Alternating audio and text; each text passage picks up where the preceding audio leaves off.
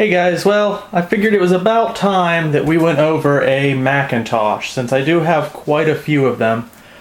Quick disclaimer though, I'm not really a Mac guy. I don't really get them. I'm firmly a PC guy. I love the Apple II. It was a great early unique computer, but when the Macintosh line came along, I was never on board.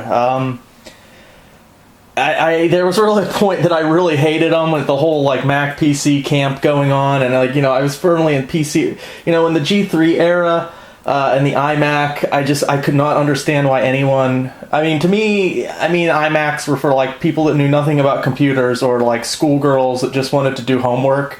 Okay, but I know there's a lot of Mac fans out there. But before you like hate me on this, I can say I have come around in recent years. I'm still not a fan of the newer Macs, but the classic Macs, I will say I have come around to appreciating them, and some of them have really grown on me. I still don't like them as much as PCs, but they have grown on me, and I can appreciate what they're for, and their industrial design and stuff. So what we're going to go over today is kind of like a mainstay of late 90s Macs. And that would be the 7600. I'm also including the 7500 because they are basically the exact same machine. The only difference would be, the badge is different. It would say 7500, and the CPU card was different. But in these machines, you'll see the CPU card. You can switch. You could turn this into a 7500 and a 7500 into the same. They use the same exact case. They use the same exact motherboard. So consider this a 7600/7500 review. Actually, some of the pieces in here are from a 7500 because I used to have one. But this was my main Mac for a while for sort of like, 90s Mac gaming. That's another problem. I'm a PC gamer, really. And Mac, for me, didn't offer a whole lot as far as games went. There are a few enhanced or... just games that just came out on the Mac, which are cool, but, the bulk of PC games were on PC. So I think that's also where I got a little bit of my bias from. But I'm just going to go over this one, and I'm going to... This machine actually embodies a lot of things I like about Mac and also hate, at least the 90s. It's funny because people that are into Macs and Apple products and stuff, they don't like these machines, like the mid-90s Macs. It was kind of like a dark time for Apple. Steve Jobs wasn't around, and a lot of people don't like these machines. And it's funny because I'm not really an Apple guy, but I do like these machines. But I think it's because they're actually the ones that are most like PC. Like, they're most PC-like machines. So I get, that does take away from Apple people, because it does take away the uniqueness. It just kind of makes them PCs, basically. But maybe that's why I like them. They think they have a lot more expandability, in my opinion. But anyways, enough of that. Let's go into this machine. You got a CD drive. You have your floppy drive. This isn't special. It's just a 1.44 megabyte floppy drive. CD drive. I think this is an 8 times. This originally came with a 4-speed CD-ROM drive. I believe I upgraded to an 8. Another thing I don't like about Macs is you need a CD drive that has like proprietary Apple CD drive that has like an Apple ROM. It's just annoying. You can't just throw in any drive. There are drivers, I believe, for certain operating systems that let you use any drive, but it's just a hassle. There are... I'll show you hard drives. This originally came with 1 hard drive. There are actually 2 in this machine. Speaker, which is nice. There's a built-in speaker. Here's the power button, which doesn't really work anymore because... Okay, this is the thing I hate about the 90s Macs. I hate these cases. I hate the toolless cases. And it's really easy. This thing's awesome when you open it up, and I'll show you. Open it up and it folds out. It's really awesome. It's easy to get into, but this plastic has not aged well. The case is okay because it's kind of like a solid plastic, but the problem is every time I open this machine, I feel like something snaps. Like the plastic retention tabs and whatnot have not aged well. The plastic gets old. It gets brittle, and it's like every time I open this thing, something inside snaps. It is really annoying. And that's the case with a lot of 90s Macs. Like some of these, the grills are really thin. It's like I had one Mac, it was a monitor all in one, and I actually picked it up. Like the grill part was so brittle, my finger went through it. It's just, I hate that. I mean, I just would have rather preferred, like, you know, a thin aluminum or steel or whatever with the screws. They just seem to hold up a lot better. A lot of options on the back. So, I'll just go through these really quick. You got your SCSI. These are SCSI machines. You know, I've talked about SCSI before. Again, hard drives in these have to be Apple ROM hard drives. Again, there are ways to get around that, but it's just a little bit more of a hassle than on a PC. Maybe it's just me because I'm not used to Macs, so it's more of a hassle for me just because I'm not really familiar with the process. But two Ethernet ports. There's a standard Ethernet jack, and then you have this. This is Apple, kind of like an Apple proprietary. I forget what's AAUI, Apple attachment, something. Check out the blog. I more information on it there. It's more detailed. I'm just going from memory here. Geo ports for modem and printer. Monitor, again, weird. It's VGA, but it's not VGA because it's this weird non-standard thing that, you know, you need an adapter for, like this, that just lets you use a standard monitor. And there's a lot more regular VGA monitors out there than there are Mac ones. So it's just another little thing you have to do. ADB, I think it's called, port. That's, you put your what you're supposed to do is, like, here's a Mac keyboard. It kind of looks like PS2, but it's not. And you put that in there, and then where's your mouse go? And a lot of these keyboards, oh yeah, here it's in different places sometimes. But then on the keyboard you have another ADB or ADP, I think it's ADB port, and then your mouse would go into there. Again, weird things on the keyboard that are not, like the power button. There's a power button on the keyboard. Actually, that came in handy because since the power button on this machine snapped because of the brittle plastic, that's actually comes in real handy now. So I know I'm like really downing on the Mac. Like I said, I have really grown to like them. There are things I like on them more than PCs. Like, I like the PowerPC CPU, which I'll show you, but I was not the biggest fan for a while, and I do have my gripes on it. But I do little things like I like how there's a lot built into these. Like, here's your speaker and microphone jack. I like how most Macs come with a built-in speaker. It's usually not good. Usually you want to use an external speaker anyways, but it's kind of nice to have if you're just doing testing or you just don't have speakers for whatever reason. You can still hear stuff. I like how a lot of Macs like this one include AV ports. Here's your AV in. You only have stereo audio out, but you have stereo audio in, you have composite, and you have S-video. So you could run like a VHS or whatever it uses these in, and you could do capturing and manipulation, and that's pretty neat. Only 3 expansion ports. It's not as big of a deal on a Mac because so much is built in. So 3 is good enough. So let me open this for you. And I'll show you how it's easy, but at the same time. So there's these tabs. There's 2 tabs under here. I don't know if the camera can see that, but they're here. And you press, and then you pull. And it just kind of lifts up. And then we're inside. So that's the inside of it. And there used to be, again, all these like RF shielding stuff. When I opened it, they just lopped off. They're supposed to go, you know, I don't know. It's just not, it's real flimsy. Alright, so this bay down here, you can see I had 2 hard drives. This was the one that came with it, I think.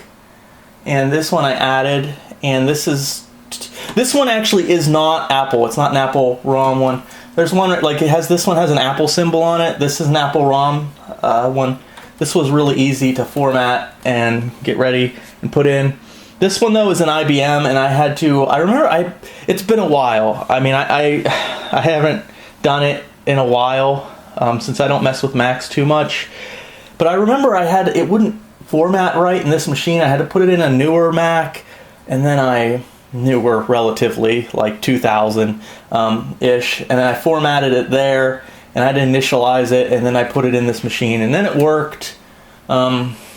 So, yeah, but I don't remember the exact way I did it. But yeah, this is not an Apple branded one, but I think this is 2 gigabytes, and this might be 1.2 gigabytes. And that's a lot. I mean, well, actually, when this thing came out in like 96, I think. There actually is some cool. So this is how it opens up. Actually, here's that power button. See, there used to be a tab on this side, and it held it out. You could press it, but now this tab snapped off because the plastic's so brittle, and now it doesn't really work. But anyways, I do like this. It's real easy how it folds open. And this should... And there you go. You have access to the inside, which is pretty cool. I do like that. So let me show you the inside of this thing. Alright, here we are looking at the inside of the Mac. Now this is supposed to be held like this is supposed to be the little stand, and it will hold it up kind of like on a car hood to hold the hood up, but of course the end snapped off it. This is actually decent plastic, but yeah, that snapped off. So, okay, on your PC usually there's a Cmos battery that holds BIOS settings, and usually you can run it fairly okay without that. I've had some machines do crazy things without it and act weird, not recognize drives, but generally you can boot and mess around with the computer without the Cmos battery. I've done it many times, and I haven't really had many troubles, except, you know, it doesn't keep the day or your settings and whatnot, date and your settings. On a Mac, it seems to be a lot more detrimental to the machine and how it runs if you do not have a charged battery. So if your Mac starts acting really weird and unstable, and it starts doing weird things, change this battery. It only costs a couple bucks, and it's real simple to do. Make that the first thing you try. That's usually the problem. So here we have, here's the RAM. RAM slots are here and here. 1, 2, 3, 4, 5, 6, there's 8. Officially, I believe this machine can take up to 512 megabytes officially, but if you used 128 megabyte sticks, you can actually get this thing up to a gig. And I've seen it done. I haven't done it here on this machine, but I've seen it done, and that is a massive, incredible amount of RAM for a consumer machine of even the late 90s. So that's pretty cool that you can put so much RAM into this thing. Here's your cache stick right here. It's a little smaller slot. I think standard is like 256 still. I believe this slot will take 512 megabyte coast module and 1 megabyte. Although I've never seen them with anything but 256. And it will add a nice bump in speed.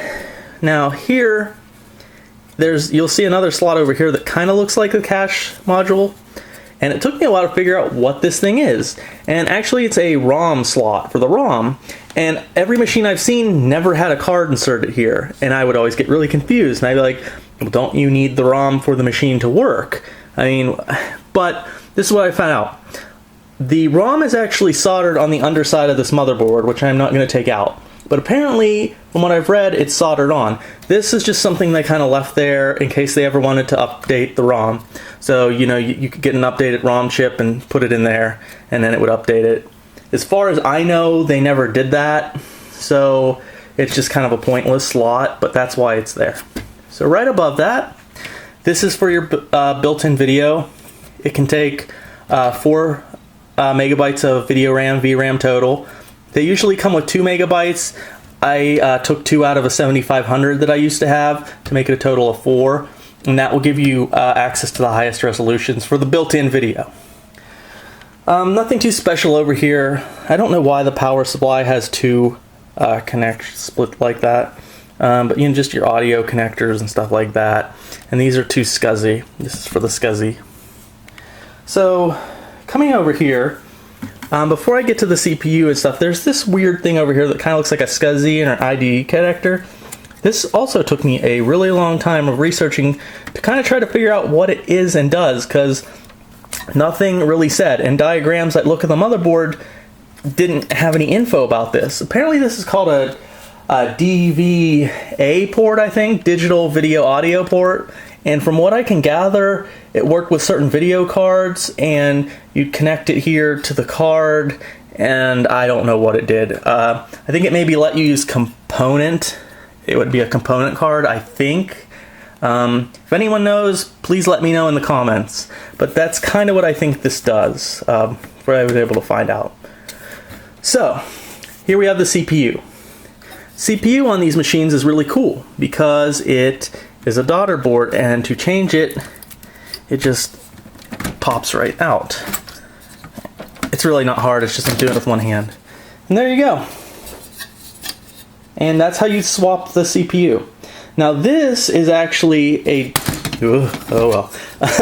This is actually a G3 card. So this is an upgrade. These came with, I forget, 604. But anyways, the number on front of the case on the badge will designate the speed. So this came with 132 megahertz PowerPC CPU. Now I like the PowerPC CPUs. They're faster clock for clock, as far as I know, than compared to the Intel CPUs, the x86s, and I like them. They're very efficient. I think they're a little cooler running. I really like them. This is a G3 one.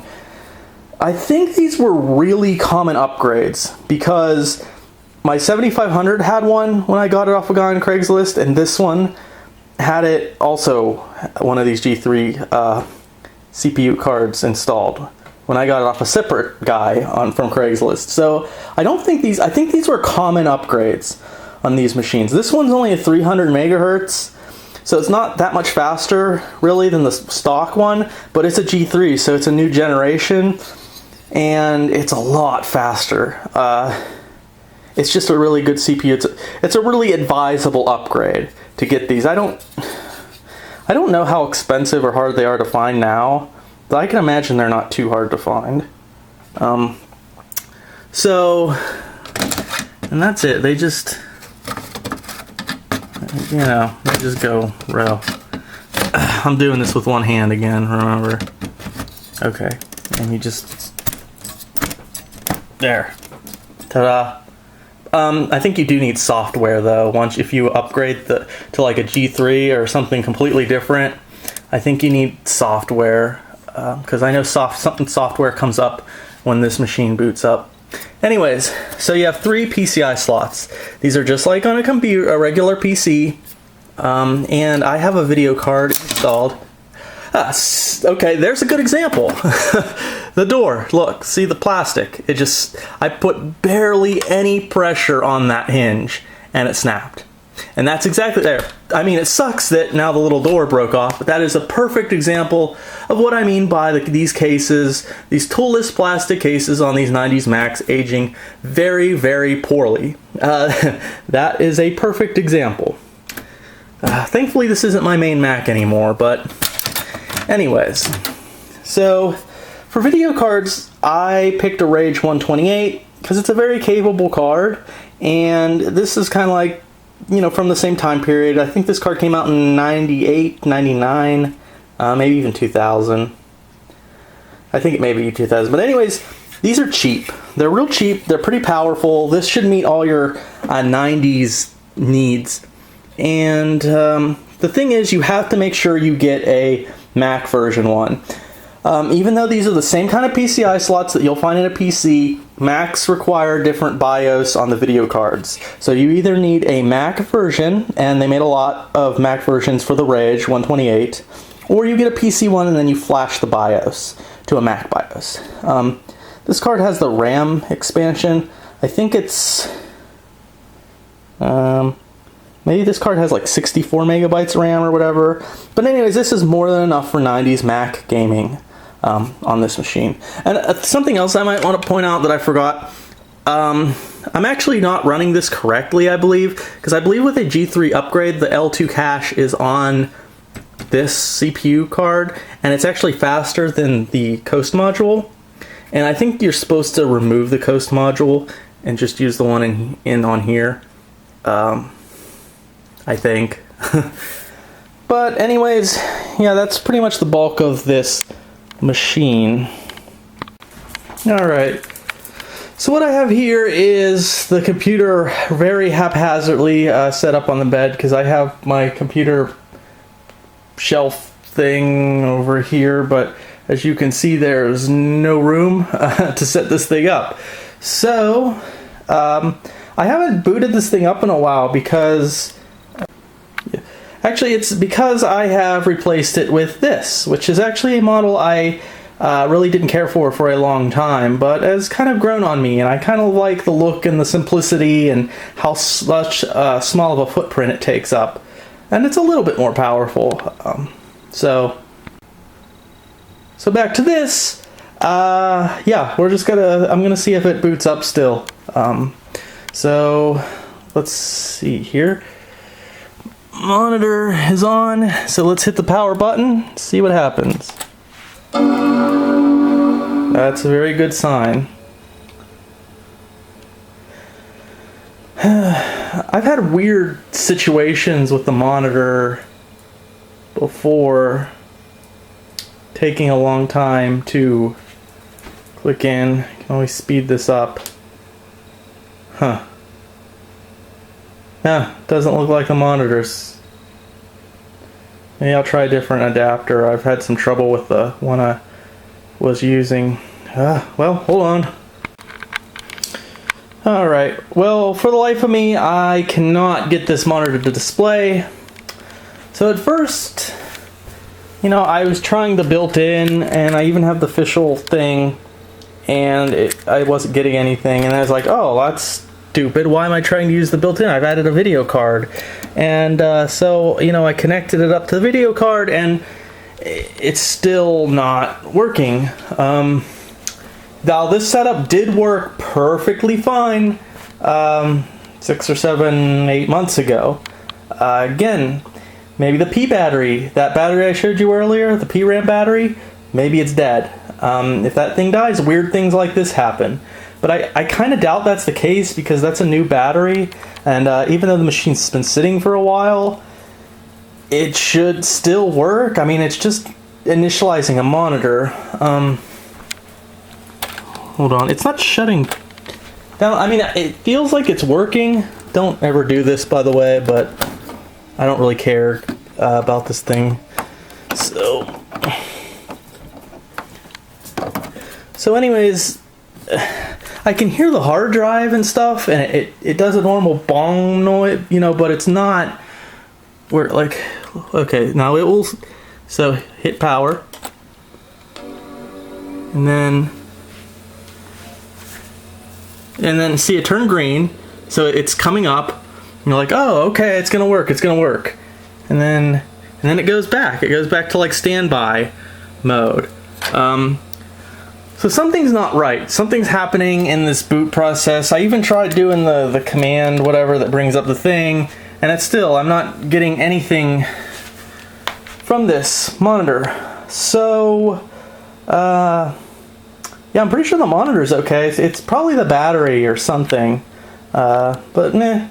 Anyways, I was just gonna kind of show you it booting up. I think I have System 8.5 on this thing, but I can show you that on when I do the one of the iMac, the G3, probably coming up not too long. So that's my overview of the 7500 slash 7600. They're okay units. Like I said, I hate these cases. I hate these brittle plastic it's made of, but you know, if you just want to do like light gaming, like 90s Mac gaming, yeah, pick one up. They're real, you know, cheap. Some people think because it's Apple, it's like, ooh, collector-y, it's gonna be lots of money, but no. This was like $20. I think the 7500 I picked up on Craigslist was $25. But yeah, they're not they're not expensive. You could pick this thing up pretty easy, pretty cheaply. And actually, you know, if you max it out, get a G3 upgrade processor, max the RAM out. I think it just uses like PC 100 RAM, SD RAM. Not hard to find, not that expensive. I've seen some videos on YouTube of people with this thing maxed out, with the maxed out RAM and the G3 upgrade, and they run like Unreal Tournament and stuff on it. So you can do a lot with this machine maxed out. It's actually pretty powerful. You can make it pretty powerful for something that came out in like, you know, 96, 97. So yeah, just pick one up if you see one real cheap, but I wouldn't pay more than like 25 or 30 bucks for one. And just be aware, the stupid case sucks. But thanks for watching. Hopefully I'll get the G3 iMac video up soon. I've got some other projects in the works. So thanks again for watching. Don't hate me too much for hating on Macs. I really don't hate them. I have grown to love them, sort of, but there's just things about them that still really annoy me. And so, but that aside, thank you for watching. Please subscribe if you get the chance, and thank you again.